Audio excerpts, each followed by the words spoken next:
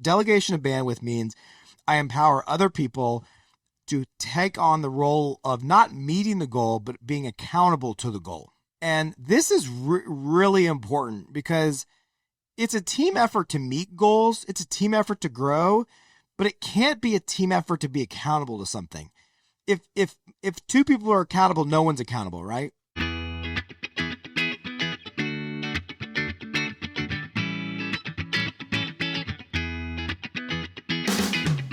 Welcome back to the Millennial Dentist Podcast, a podcast all about working smarter, not harder. Pushing dentists to go beyond dental school dentistry and build the practice of your dreams. Here is your host, the Millennial Dentist himself, Dr. Sully Sullivan. Welcome back to the Millennial Dentist Podcast. I hope you're having a great day. I'm excited about this episode. What happens when you don't reach your goals? How do you handle that? How do you handle it for your team? This is unfortunately a reality sometimes. That's what we're going to talk about today. So I think this will be good. Before that, though, this podcast is sponsored by 3D Dentist, which means T-Bone and I just pay for this podcast. There's no actual sponsors. And so we get to talk about what we want. And what I'd like you to know about is that we got some great things coming up. We got Summit in April. Just to give you a real good rundown on things, a quick overview on our education. Flagship mastermind program. If you're someone who's like, I'm ready to take the next step as a business owner and leader in my practice and create something super special, it is amazing. It's so fun, so good, an amazing community. Right now we have 15 doctors going through it. This group will go through July. We have 68 offices in our advanced program, like just an unreal community of people pushing it. I was talking to one doctor yesterday, $1 million growth in the last year. Another office is like $4 million growth since they started with us a couple years ago. It works. Next one starts in July. If you're interested, reach out to Meredith. You can go to our website, find a contact me page. Website's going to be new pretty soon. Get excited for that. So mastermind programs, live implant education, right? Didactic and live patient. You can do either one. Getting started into implants or refresher, extraction grafting, and PRF. That's one. Level 2 is like advanced bone grafting, GBR, immediate implants, sinus lifts. It's a great course. And number 3 is Full Arch Express, digital full arch program for people getting into full arch. Now, something that is exciting is we're really expanding our advanced full arch course. So reach out to me if you would like to know more about that. Freehanding, really atrophic maxillas and learning to go beyond the guides and your green light cases. And then last but not least, we have our clinical courses, sleep apnea, clear aligners, and digital smile design. So that's a quick overview of what we do here at 3D Dentist. But let's jump into this for real. So I get a text, got me thinking about goals. My team didn't reach our goals to be able to go to Summit, and it's really a downer. Can you talk about how you keep goals top of mind, how you handle it when you don't make it? Well, yes. So goals, let's start with what goals should be, right? Goals should be very clear. And we use the acronym, the SMART acronym for how goals should be designed. The SMART acronyms is goals should be specific, okay? Meaning, and we'll just kind of use this example. If we hit X amount of production over this period of time, let's call it $300,000 in production over 3 months, then we're going to go to Summit in Orlando at this time. That's a very specific goal. It checks marks a good goal for specific. The next part in SMART is measurable. It needs to be specific. It needs to be measurable. We can measure this. It's based off data. That's a good part of the goal. It needs to be attainable. This part I can't directly speak to because I don't know what the goal was. But if you said, hey, we need to get to $300,000 over 3 months, and the most you've ever gotten to over 3 months is like $150,000, that may not be attainable, meaning it's too far of a stretch. So then I have to kind of assess, do I need to reassess the numbers or something? Like maybe this is a bad goal, because if it's not attainable, then it's not good. Like if you placed 1 implant last year and your goal is to place 1,000 implants next year, that's probably not attainable. Maybe, but you better have a real good clear path how you're getting there. Specific, measurable, attainable. The R is relatable, meaning it needs to apply to the people and whatnot. I'd say this is a relatable goal. Our dental practice is going to hit this number. Then we're going to go do something with our dental practice. And then T is time bound. The goal needs to be time bound, which in this case, I think it was by the end of the year. So that's a good part of the goal. So first and foremost, when you're setting out goals, it needs to follow that SMART acronym. Too many times I feel like I hear goals like this. I want to travel more this year. I want to do more this year in our practice. I want to do more implants. Like, more is a really bad goal. It's not specific. It's not really measurable. How many is more? Is more 1 more, 20 more? You're going to go on 1 more day vacation, 20 more days of vacation. That's how I typically hear goals. And the problem when you set goals like that is you aren't going to have a lot of success because it's not something that I can measure in that situation, or it's not specific enough. It's not time bound. Like, these goals need to follow the SMART acronym. So first off, let's talk about how do you keep goals top of mind? This to me is all about like delegation of bandwidth. And what I mean by that is, if I'm setting a goal, for example, we had a similar goal. Like, if we hit this, we're going to take the whole team to Orlando. It was daily brought up, not by me. Daily brought up, not by me. So delegation of bandwidth means I empower other people to take on the role of not meeting the goal, but being accountable to the goal. And this is really important because it's a team effort to meet goals. It's a team effort to grow, but it can't be a team effort to be accountable to something. If 2 people are accountable, no one's accountable, right?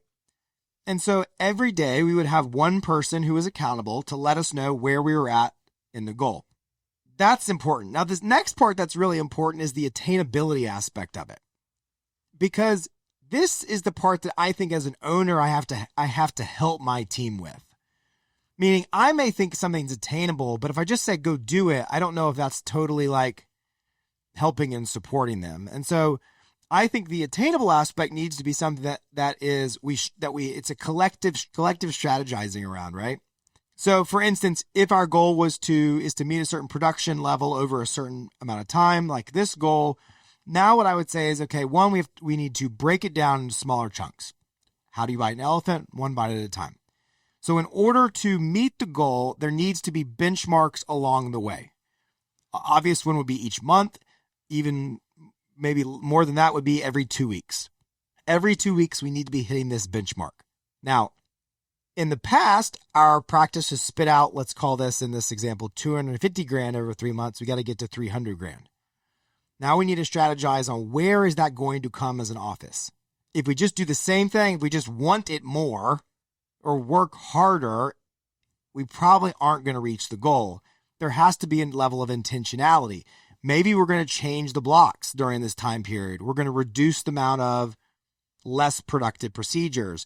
Maybe we're going to run an implant special over this time period where patients can get $500 off if they book their implant, or $1,000 off the whole thing. Maybe we're going to run a liner special.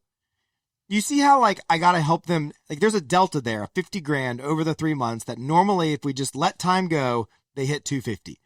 But I want them to hit $300,000 over this time, man. So I got to figure out how are we going to clear this delta of $50,000.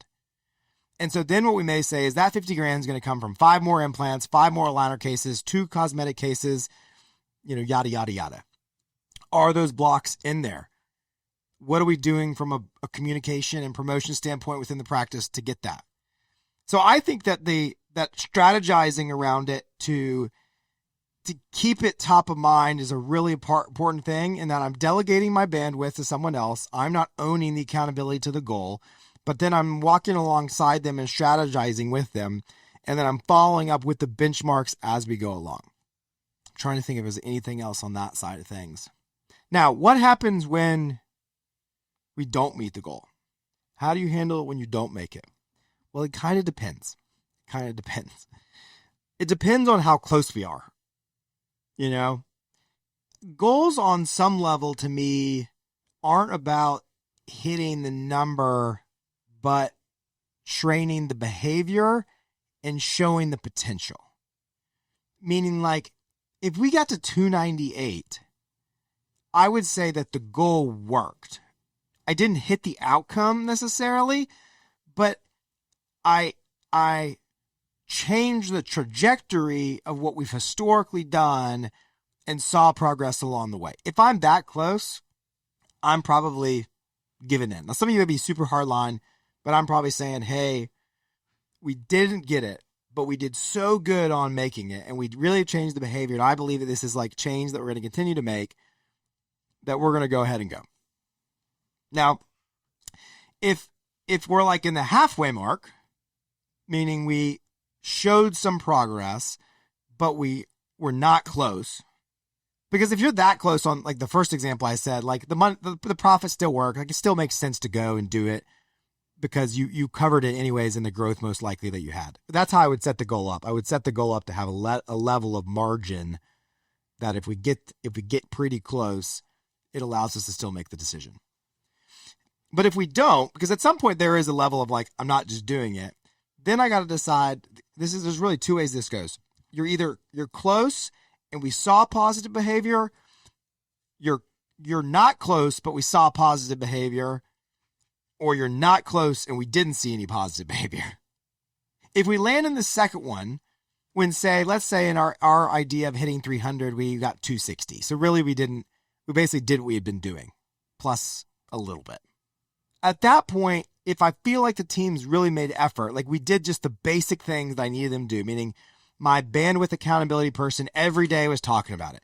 There was effort, there was ideas, there was strategizing, there was working. Maybe it was external factors that really held us back from getting to our goal. Patient approvals of financing, the economic climate, like you can't just manifest it. Then in that case, what I will probably do we're not going to do what we did. We didn't hit the goal, so we're not doing that. But we'll do something else as like a consolation prize. Now you have to be careful about this because like you don't want to like do something that like almost like pours salt on the wound. I mean, that I think is a realistic concern. But I also think that we have to be okay with saying like, look, we didn't meet the goal. We're not just going.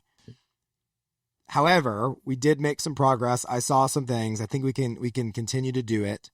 We had some external factors that held us back. And so what I want to do is, we're going to block off the 2 days, do the training virtually. And we're going to, on night one, we're going to go out and have a nice dinner and go bowling, or do something fun. Like we're going to do an event. We're not going to go to the summit, but we're still going to watch the summit. We're still going to participate in the learning and that part of it.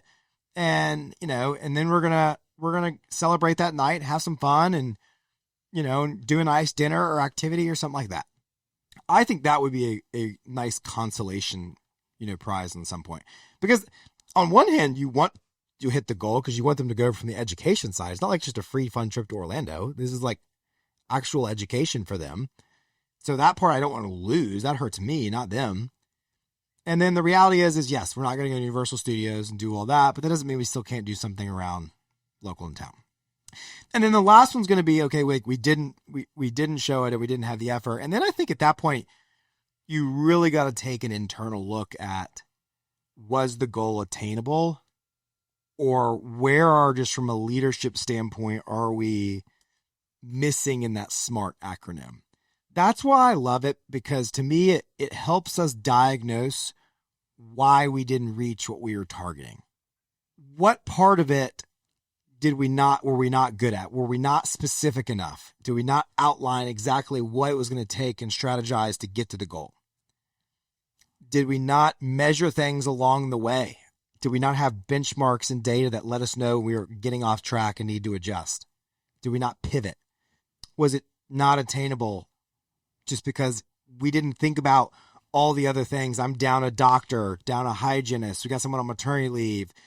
We're working less days, like whatever it was, like, did we set out a goal that wasn't attainable, and then ultimately, like, was it too short a time to accomplish the goal and whatnot? I mean, you just have to run it through that acronym, I think, and that will help give those things. So I've been there. Fortunately, we made the goal this year, which was exciting. Honestly, I'm kind of surprised. What I thought we did so good this year was we just kept it top of mind through delegation of accountability. And then it literally was all that was discussed about in December. We had we knew daily where we were scheduled to on the production side, and we were prioritizing blocks, prioritizing the patients we called. There was so much intentionality from top to bottom in the office as far as we are going to make this a priority to get to. And when it becomes important to you, it becomes important to the team, then they can carry it out. And it's so easy to get distracted by that. I mean, to give y'all some ideas, I was literally in the month one, like week 1 of December, I was like trying to help strategize for them. So I'm like, okay, maybe we don't meet the production side. Like it's not looking great. Like the schedule's a little empty, but hey, we got $100,000 in AR over here. If they just go get that money, that's going to get us almost there. I was like, shoot, hey, call the AR, tell them you'll give them 15% off if they pay this month to pay off their bill. Like how can we get so intentional? Hey, let's call every implant patient that we've treatment planned and tell them we'll give them $500 off this month.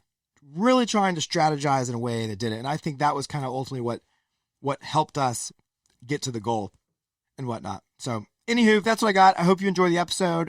Work smarter, not harder. Hey, if you're not on the app, go join the app. I'm serious. The app has so many amazing resources.